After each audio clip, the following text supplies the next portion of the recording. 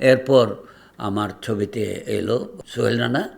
তো সোহেল রানা ইয়েতে ওই আল হেলাল ছবিতে।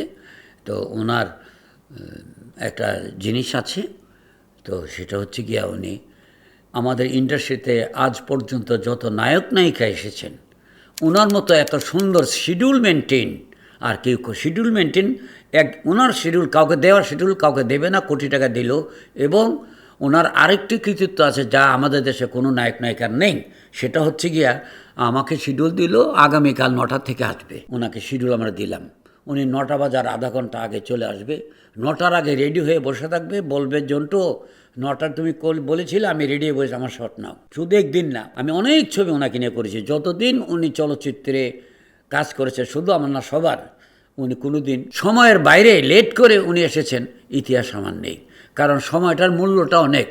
এটা হচ্ছে গিয়া যে আমরা একদিন সকাল থেকে বিকেল পর্যন্ত শুটিং করলে 50-60 হাজার টাকা খরচ আছে, ফ্লোর ভাড়া, ক্যামেরা ভাড়া, লাইট ভাড়া, লাইটম্যানদের খাওয়া, কনভেন্স, এখানে 30-35 জন লোক কাজ করে, cameraman, makeup man, makeup assistant, camera assistant, পরিচালকের অ্যাসিস্ট্যান্ট মিলে 30-35 জন মিলে, সব মিলে 50-60 জনের খাওয়ারই প্রয়োজন।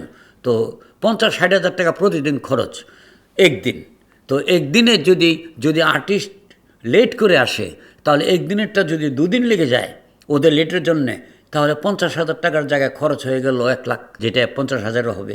এরকমভাবে যদি 50 শিফট শুটিং একটা আর্টিস্ট দেয়, তা 50 শিফটের জায়গায় যদি 70 শিফট হয়ে যায়, তাহলে আমার বাজেট যদি থাকে 70 লক্ষ টাকা, তাহলে সেটা হয়ে যাবে 1-এর কাছাকাছি। সোহেল রানা সাহেব এটা উনি মাথায় রেখে কোনো দিনই ওনার জন্য যেন চলচ্চিত্রের মেকিংয়ে যেন কোনো ক্ষতি না হয়।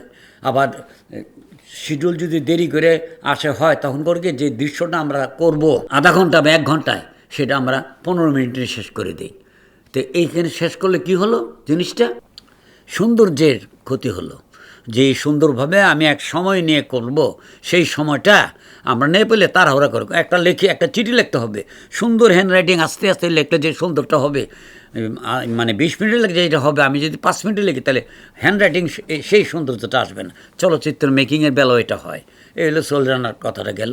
তারপর আমি শুটিং করেছি ইলিয়াস কাঞ্চন।